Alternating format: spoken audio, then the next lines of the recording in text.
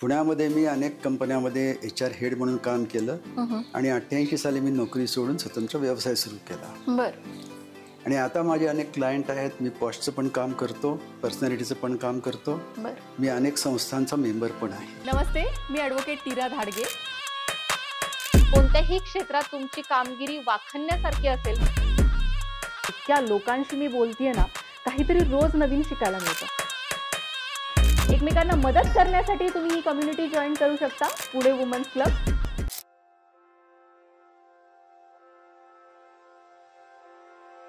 नमस्कार, मी ॲडव्होकेट नीरा धाडगे तुमचं सहर्ष स्वागत करत आहे पॉडकास्ट विथ नीरामध्ये. जेव्हा मी स्वतः ॲडव्होकेट आहे आणि माझ्यासमोर जेव्हा एक ॲडव्होकेट येतात तेव्हा विषय संपतील असं मला काही वाटत नाही. आज आपल्याबरोबर आहेत ॲडव्होकेट विभाकर.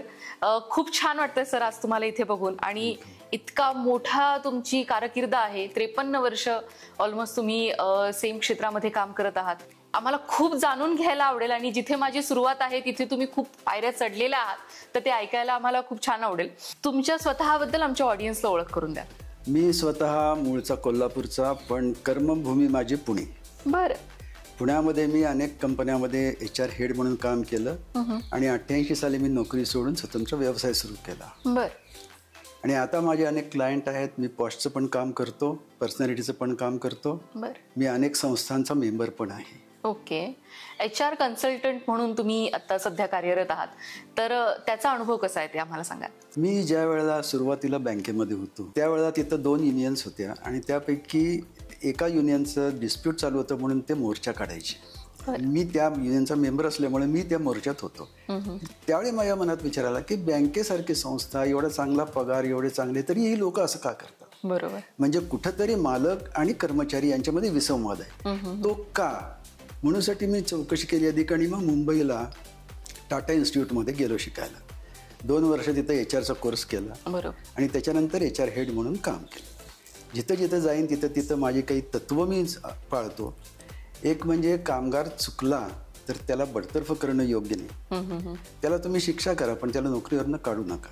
आणि दुसरं की दोघांनी एकमेकांना समजून घ्यायला पाहिजे. या दृष्टीने मी मालकांना पण सांगतो, कामगारांना पण सांगतो की काय केलं म्हणजे होईल. दर खेपेला डिसिप्लिननं काही आपल्याला साध्य होत नाही. बरोबर.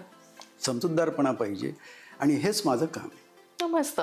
खूप आत्ताच्या जितके मोठे मोठे प्रोजेक्ट्स असतात किंवा ऑफिसेस असतात तिथे HRची खूपच गरज असते. आणि जर HR नसेल तर तिथले बॅलन्स जो असतो तो थोडाफार डगमगतो असं मला वाटतं. तर जेव्हा तुम्ही ह्या क्षेत्रामध्ये इतका वर्ष काम करत आहात, तर असे कोणत्या टिप्स तुम्हाला द्यायला आवडतील जेणेकरून ऑफिसचा बॅलन्स सांभाळला जाईल? त्याच्यामध्ये असं आहे की आपण ज्या वेळेला एखादी बिझनेस ॲक्टिव्हिटी चालू करतो त्यावेळेला आपल्याला अनेक घटक लागतात. पैसा लागतो, जागा लागते, पण HR जो लागतो, जी एक माणसं कामाला लागतात तीच फक्त रिॲक्ट करतात. बरोबर. त्यामुळे त्यांच्या काही इच्छा आकांक्षा असतात, त्यांना काही अभिलाषा असतात, त्या त्यांच्या पुऱ्या करणे हे मालकाचं काम असतं. बरोबर. त्यामुळे हे कायम उंदरा मांजराचं असं जोडी असते की कामगारांना वाटत असतं की मला जास्त पगार मिळावा, काम कमी असावं. बरोबर. मालकाला वाटतं की मला काम जास्त मिळावं, पगार त्यांना जास्त मागू नये. बरोबर. यातला समन्वय साधायचा हे HRचं काम असतं. बरोबर आहे. तुम्ही पर्सनॅलिटी अनालिसिस करता सर, त्याच्या संदर्भात आम्हाला ऐकायला आवडेल. आता प्रत्येक व्यक्ती ही वेगळी असते, हे तर सगळ्यांना माहिती आहे. एकसारखी दुसरी व्यक्ती नसते. बरोबर. याचं कारण ती व्यक्ती जशी वाढली, जशी त्याच्यावर संस्कार झाले, तशा आवडीनिवडी बनत जातात. त्याच्या आवडीच्या क्षेत्रात तो असेल तर त्याला आनंद वाटतो. बरोबर. पण परफॉर जर समजा तो त्याच्या न आवडणाऱ्या क्षेत्रात गेला तर एक तर तिथं ते काम बिघडतं किंवा त्याला त्रास होतो. त्यामुळे ही जी पर्सनॅलिटी आहे ती प्रत्येकाची अशी वेगळी वेगळी असते. त्याची काय पर्सनॅलिटी आहे आणि जगात वावरताना त्याला कुठे योग्य होईल, कुठे अयोग्य होईल हे मी सांगत असतो. त्याचं एक उदाहरण सांगायचं म्हणजे एक हॉस्पिटल आहे, लहान, नवरा बायको दोघेही डॉक्टर. साहजिकच ती बायको हॉस्पिटलमध्ये बघायची, नवरा बाकीची कामं बघायचं. बरोबर. त्यांचं हॉस्पिटल काही चालत नव्हतं. बरोबर. त्या दोघांचं मी पर्सनॅलिटी अनालिसिस केलं आणि त्यानं फक्त एवढंच सांगितलं, तुम्ही तुमचा बिझनेस इंटरचेंज करा. कारण बायको होती ती जरा कडक होती आणि नवरा होता तो जरा सॉफ्ट. पेशंटना सॉफ्टच पाहिजे. त्यांनी त्यांचे रोल बदलले आणि त्यांचं हॉस्पिटल नीट चालायला लागलं. हे पर्सनॅलिटी मुलं झालं. आणि हे अनालिस्ट करण्याचे काही टेस्ट वगैरे असतात का? ऑफकोर्स, कारण पर्सनॅलिटी अशी बघून काही करता येत नाही किंवा तुमचं जन्मतारीख बघून तुमची रास वगैरे तशी करता येत. बरोबर. तुमच्या आवडीनिवडी काय आहेत याची आमच्याकडे एक प्रश्नावली असते. त्याचे तुमचे रिस्पॉन्सेस घेतल्यानंतर मग आम्हाला अंदाज येतो की तुमची पर्सनॅलिटी कशी असते. बरोबर. तर अशी टेस्ट घेतल्यानंतर मग मी त्याचं पर्सनॅलिटी अनालिसिस करून त्याला योग्य तो सल्ला देतो.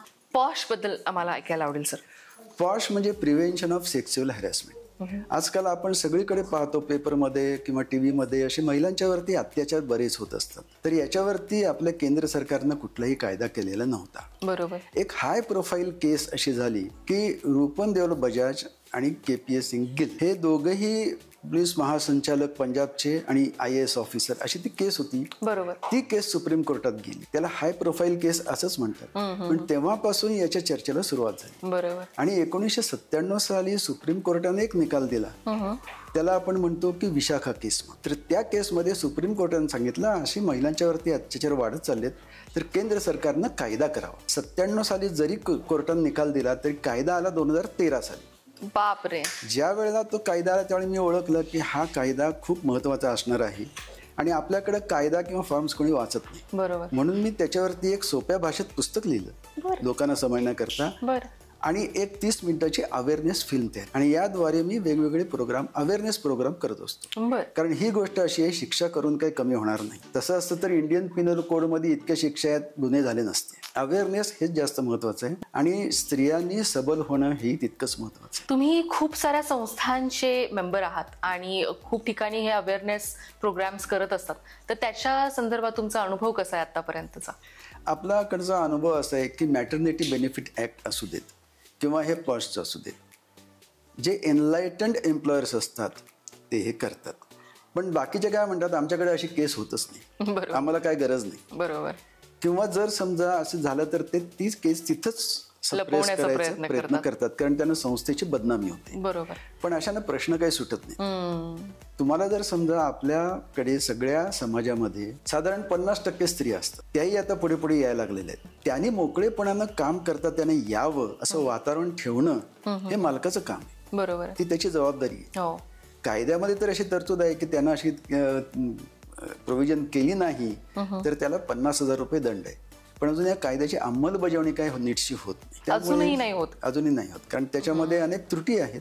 हा कायदा नवीन आहे असं आपल्याला म्हणता येईल. हळूहळू त्याच्यामध्ये होतील सुधारणा. पण सर 10 वर्ष ऑलमोस्ट होऊन गेले. आता तुमच्यासारख्या संस्थांनी जर याच्यामध्ये काही खटपट केली तर नक्की होऊ शकेल. नक्की नक्की नक्की सर. तुमच्या कामामध्ये आमची कधीही हेल्प लागली किंवा आपण काही मिळून करू शकलो तर आपण नक्कीच करूयात. खूप छान वाटलं सर आज तुम्ही इथे आलात आणि आम्हाला या सगळ्या गोष्टींबद्दल सांगितलं. तुमच्या या एक्सपिरियन्सचा आमच्या सगळ्या महिलांना खूप उपयोग होईल असं मला वाटतं.